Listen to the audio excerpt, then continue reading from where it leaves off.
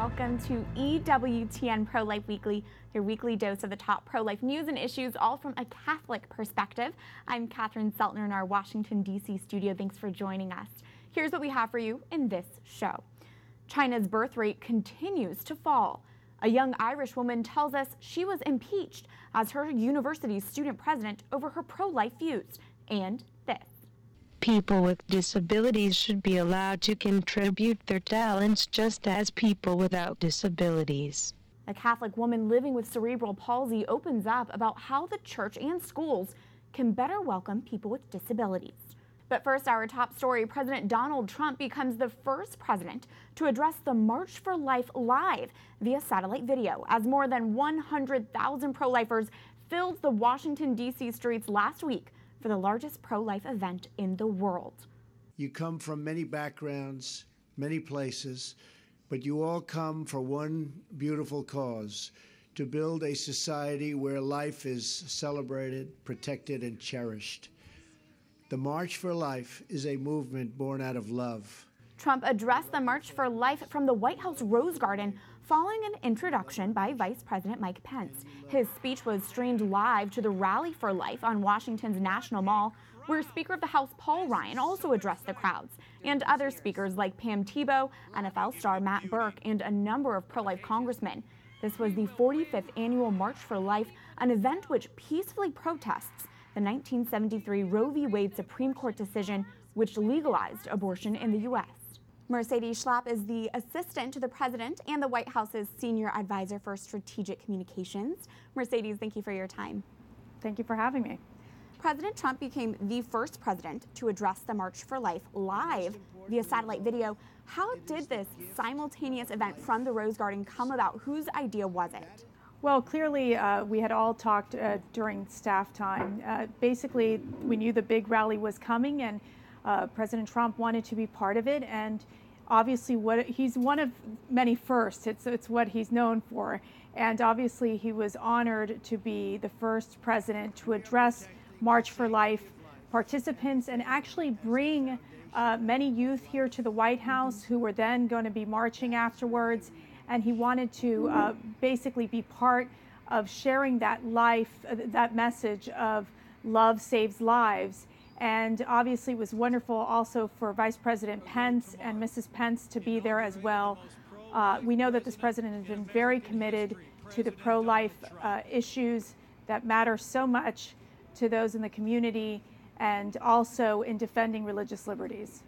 President Trump has been open about not always being pro-life, though. What steps has the president taken to better understand the pro-life cause? How has he been educating himself on this incredibly important issue? Well, clearly, so many of his advisors are been part of the pro-life community for so long, including Kellyanne Conway and several others. You know, obviously, Vice President Mike Pence and the president view this as an important issue.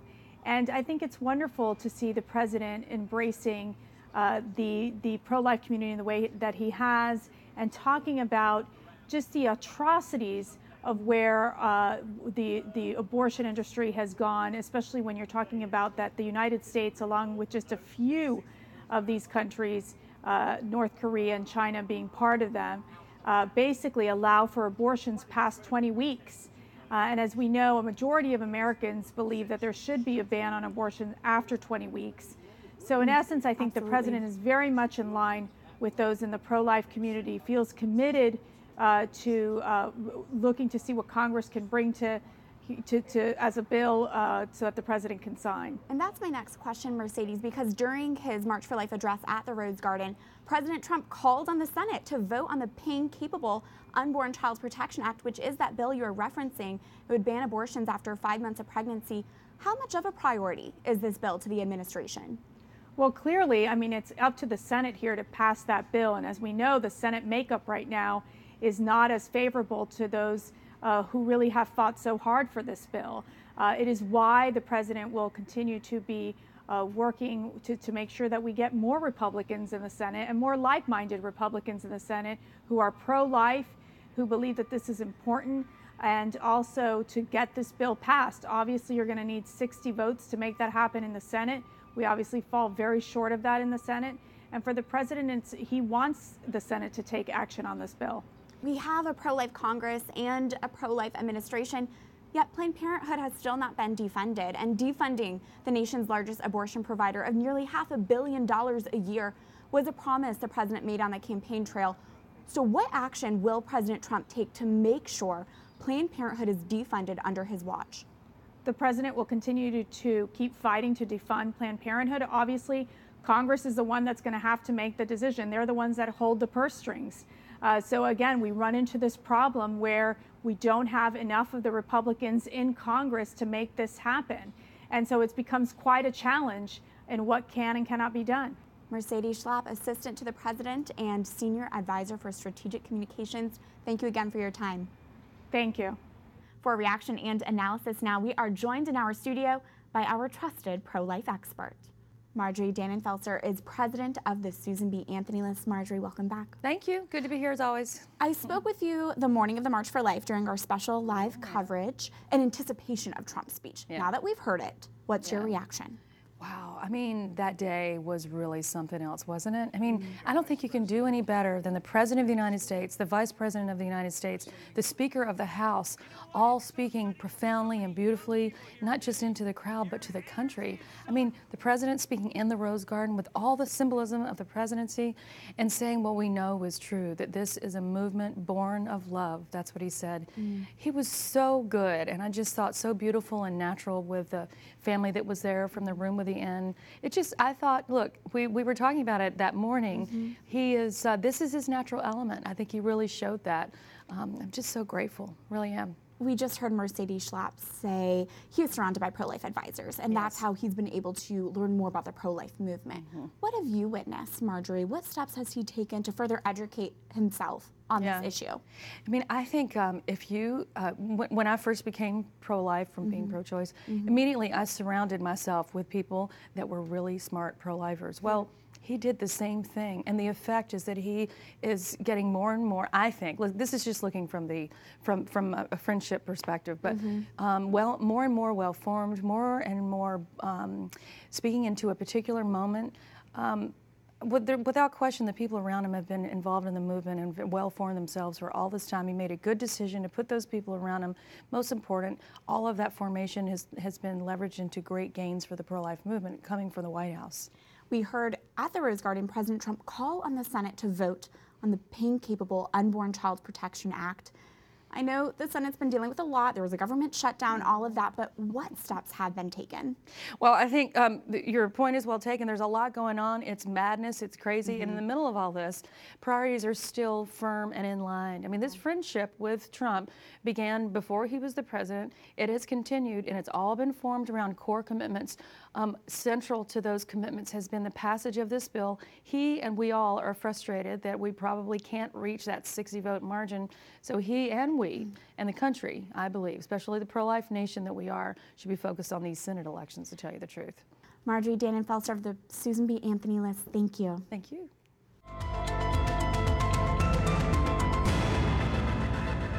President Donald Trump became the first U.S. president to address the March for Life live via satellite video. His speech from the White House Rose Garden was streamed to the more than 100,000 pro-lifers gathered on the National Mall for the Rally for Life and the countless others watching online or on television. In his speech, President Trump called life the greatest miracle of all. He promised that under his administration, he will always defend the right to life. And he called on the Senate to take up a vote on the pro-life Pain-Capable Unborn Child Protection Act. We want to encourage and applaud this strong show of support for the pro-life movement and the bold, life-affirming message that came from the president himself. With that, here is this week's call to action. Type this website address into your computer or smartphone, prolifeweekly.com. That's prolifeweekly.com. At this website, you can send a message that will thank President Donald Trump for his March for Life speech. Presidents Ronald Reagan and George W. Bush also addressed the March for Life in previous years over a telephone. But Trump's live speech was an historic first for the March for Life. It's important now that we affirm, encourage, and applaud pro-life leadership so we can continue to see pro-life strides in this administration. We must call on our leaders to take pro-life actions and then thank them when they do. It's quick and simple to send in your thank you message. Just go to prolifeweekly.com and submit your information. Be sure to share this call to action so there can be a huge outpouring of pro-life support.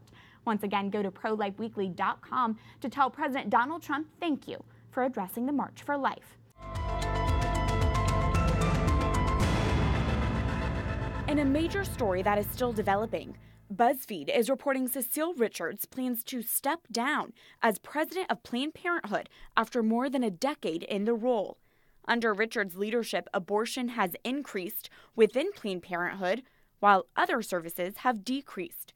It was also under her watch the Center for Medical Progress released their undercover Planned Parenthood videos, allegedly showing the nation's largest abortion provider profiting off the sale of aborted baby body parts. We will continue to monitor this story closely. On Monday, President Trump proclaimed January 22nd will be the National Sanctity of Human Life Day. That is the anniversary of the Roe v. Wade Supreme Court decision, which legalized abortion nationwide. In the proclamation, which was issued on Friday during the March for Life, Trump explained why this day needs to be observed. He said, quote, "To affirm the truth that all life is sacred, that every person has inherent dignity and worth, and that no class of people should ever be discarded as non-human." Former President Ronald Reagan was the first to issue the proclamation, but Presidents Bill Clinton and Barack Obama did not recognize it. A new report from the Pew Research Center finds American religious groups vary widely in their views on abortion. 75% of Jehovah's Witnesses and 70% of Mormons say abortion should be illegal in all or most cases. That contrasts starkly with Unitarian Universalists. Only 8% say abortion should be illegal. Where do American Catholics fall? 47% say abortion should be illegal in all or most cases, which is slightly higher than the national average of 40%. The Roman Catholic Church has consistently condemned abortion. Meanwhile, a new Marist poll released last week finds 76% of Americans would limit abortion to, at most, the first 3 months of pregnancy. That limit was agreed upon across all political persuasions. 92% of Republicans, 78% of independents, and 61% of Democrats agree on the substantial abortion limit. Thousands of people gathered in Los Angeles Saturday for the 4th annual One Life LA. The rally and march supports the dignity of every human life and proclaims every person is made for greater. The keynote speaker was Karen Gaffney, the first person with Down syndrome to ever swim the 21-mile stretch of the English Channel. She decried the abortion industry's effort to target babies diagnosed prenatally with Down syndrome, saying they want to screen us out. Here's a look now at more pro-life headlines from around the globe. Despite loosening its one-child policy, the birth rate in China continues to drop. There were 17.2 million births in 2017, down from 17.9 the previous year. The nation relaxed its one-child policy in hopes of increasing the size of the younger working population that will eventually have to support their elders. Human rights activists claim China has forced abortions and sterilization to adhere to its population policies. British judges grant a terminally ill man permission to challenge the country's ban on assisted suicide. 68-year-old Noel Conway has a neuron disease and asked the High Court last year for a declaration that Britain's ban on assisted suicide is incompatible with the European Convention on Human Rights. The court rejected his bid in October, but 2 judges appealed it last week, granting Conway permission to proceed with his case. St. John Paul II, in his encyclical The Gospel of Life, calls assisted suicide an injustice which can never be excused. And hundreds of abortion advocates marched in Poland last week, protesting a proposal to strengthen the nation's pro-life laws. The turnout appeared, according to reports, to be far smaller than similar marches that once mobilized large crowds. Abortion is illegal in most cases in the predominantly Catholic nation. And continuing our coverage of pro-life news from around the world, this week a young Irish woman receives the 2018 Westminster Award for Human Life, Human Rights, and Human Dignity in the UK. Katie Ascough is being recognized for standing up for life in Ireland. You may recall from pro-life headlines, Ascough was impeached from her position last October as Students' Union president at University College Dublin for her pro-life views. She was fully committed to taking a year off to fulfill the duties of the full-time paid position representing the students. However, as Ascough tells me, it felt her classmates were out to get her just for being pro-life. She joined me here during her recent trip to the United States. Katie, thanks for being here. Thank you for having me, Catherine. You say you were ousted from your position because of your pro-life views. Can you give us a brief rundown as to what happened? Sure. So I ran for president of my students' union in March 2017. And when I was running, it was well known before then that I was pro-life. I had been on the news as a pro-life spokesperson. I had spoken at abortion debates on campus. So when I was running for president, I was asked quite a few times what my view was on abortion and what I was going to do, because the union was indeed mandated to be pro-choice. So, but I ran for president on so many different issues: mental health, sexual consent, all these different things. And when I was elected, about 5 minutes after my election was announced, some people did start calling for my impeachment, because I guess they saw a pro-life president as unacceptable, and they didn't want somebody who wasn't pro-choice to be their president. So that kind of, that signaled the start of some potential trouble down the line. And sure enough, at the start of first semester, some of those same students started calling for my impeachment because I had removed some abortion information from a book. But the reason for doing that was it was actually illegal to have the information in the book, and I was risking personal criminal convictions and up to €4,000 in fines for myself and other people if I had continued with those books. So yeah, that's kind of what happened. So that was a legal issue, not even in regards to a personal view perspective. Yeah. And even though you had been democratically elected on your campus, as you just mentioned, you said students were calling for your impeachment. What kind of hostility did you face? There was a whole bunch of hostility, and it ranged. It was online. It was quite dramatic. There were calls for my death. Those were hard to take. But what really got me was when people would go after my family and my friends and people who were supporting me and campaigning for me. That I just really didn't appreciate that, I guess. So it was difficult. There was a lot of hostility online and on campus, threats of physical abuse, things like that. Katie, Ireland is historically a Catholic nation, and abortion is illegal except for the case when a mother's life could be in danger. But this year, Ireland will hold a referendum on whether or not to repeal its protection of the unborn. As someone who grew up and lives in Ireland, what is it like to be pro-life in Ireland today, and specifically on a college campus? It can be very difficult to be pro-life, especially on a college campus where I really do feel freedom of speech is under attack.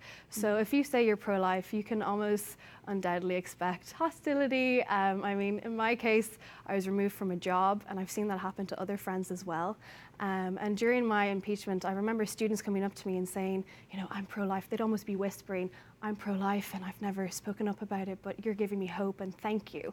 And that meant so much. But I think it's crazy that, pro-life people would feel that way. There's no need. It's not a crazy point of view to simply believe that an unborn child has the right to live. So, I mean, it's upsetting that it is so controversial to be pro-life when it really shouldn't be. But yeah, it can definitely be difficult. Katie Ascough, thank you for speaking up for the pro-life cause, and thanks for being with us today. Thank you, Catherine. When we come back, I think the church needs to consider why God made us, both with and without disabilities. It is so we can know, love, and serve Him.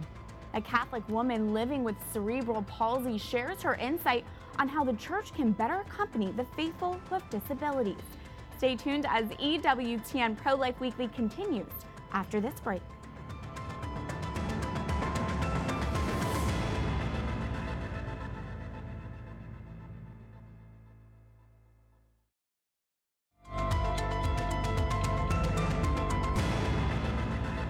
The U.S. Church designated this past Monday the anniversary of Roe v. Wade as a day of prayer for the legal protection of unborn children. Oh Lord, may every expectant mother encounter loving support as she awaits the birth of her child. Welcome back to EWTN Pro-Life Weekly. I'm Catherine Szeltner. On the same day, we remembered the unborn with penance and prayer this week. Planned Parenthood literally gave awards to media groups advancing its abortion platform. On the 45th anniversary of Roe v. Wade this past Monday, the nation's largest abortion provider hosted its Media Excellence Awards. Planned Parenthood says the awards honor journalists, outlets, and activists who advance reproductive health, rights, and freedom, which is just code for abortion. Winners included Essence magazine, Vogue magazine for its Planned Parenthood profile, and the top award went to Tarana Burke, the founder of the Me Too movement. Take notes, pro-lifers, because the media outlets Planned Parenthood honors are the very ones we'll want to avoid. They essentially serve as a media arm for the abortion industry. Those outlets include Essence magazine, Vogue magazine, The Village Voice, Rewire News, Refinery 29, and Bustle. This award ceremony is a clear example of how Planned Parenthood cozies up to the media to get more fluff piece articles disguising their main line of work, the killing of unborn children. And it was disappointing the founder of the Me Too movement received the top honor because Planned Parenthood's work enables sexual predation, and abortion inflicts violence upon women. Isn't this the exact opposite the Me Too campaign strives for? But just so you know, viewers, the abortion industry does not like this show. In fact, just last week, pro-abortion lobbyists NARAL released its research report, and EWTN Pro-Life Weekly was listed first under what they describe as anti-choice media. I hope we stay on the abortion industry's radar and pro-abortion advocates continue to watch as we speak the truth about life, because we're not anti-choice. We are the side of life, love, and support, which is true freedom. And hopefully that message can change some hearts. Remember, you have a role in countering today's culture of death. You can follow this week's call to action. Go to prolifeweekly.com. Send President Donald Trump a thank you message for his March for Life speech. We introduced you to Dawn Parcott last month, a Catholic woman living with cerebral palsy who wants the world to know people with disabilities can live a fulfilling and successful life. In part 2 of our interview, Parcott shares how she thinks the Catholic Church and the education system can better serve people with disabilities, a way to accompany our brothers and sisters. Parcott, now in her 40s, was the first student with multiple disabilities to attend the University of Notre Dame. She'd go on to receive her master's degree, become an equestrian, and the first Miss Wheelchair New Jersey winner with a speech disability. Because Parcott communicates through a computer device, I provided her my questions ahead of time so she could type out her answers. Here's part 2 of our interview. Dawn, you became the first student with multiple disabilities in the history of the University of Notre Dame. You majored in mathematics. You then went on to graduate with a master's degree, magna cum laude, in computer science and engineering, also from Notre Dame. What do you think schools should do better for other students with disabilities so that they too can succeed in their education? A current study shows that just 16% of adults with a disability have earned a college degree.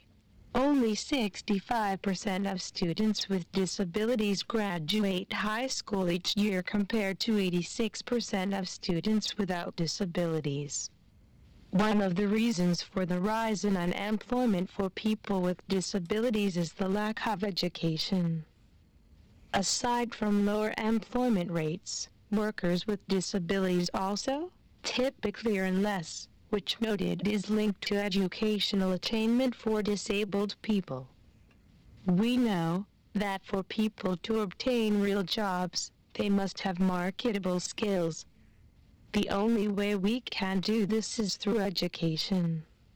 In your opinion, Dawn, can the Catholic Church do a better job of accompanying the faithful with disabilities, and how so? It has been my experience that the Church views people with disabilities as a constituency that needs to be taken care of. There is no denying that the Church takes its responsibility with charity very seriously.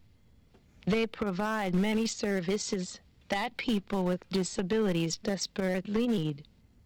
But the Church should reflect the relationship with mankind that God has with mankind. People with disabilities should be allowed to contribute their talents just as people without disabilities. I think the Church needs to consider why God made us, both with and without disabilities. It is so we can know, love, and serve Him. To that point, people with disabilities need a means to know God through education, love God through participation in liturgy and the sacraments, and serve Him in any way they can. I hate to generalize, but I frequently find that the way clergy interact with people with disabilities creates some friction. I sometimes have to really control myself when a clergy member pats me on the head or talks to me like I'm a 5-year-old. I get that. That is a product of old school thinking and perceived mannerly conduct. Some awareness training would really help. I don't think this patronizing comes from anywhere but lack of awareness. One more challenge for the church to consider, and one more mission for me. Dawn, it has been a joy to speak with you. Thank you. Thank you very much for having me. You can follow Dawn Parcott's work on Facebook at the Climb Organization, Inc. That's it for this edition of EWTN Pro-Life Weekly. You can reach us anytime with questions, ideas, comments at prolifeweekly@ewtn.com. I look forward to seeing you here again next week. And remember, life is a gift. Your life is a gift. God bless.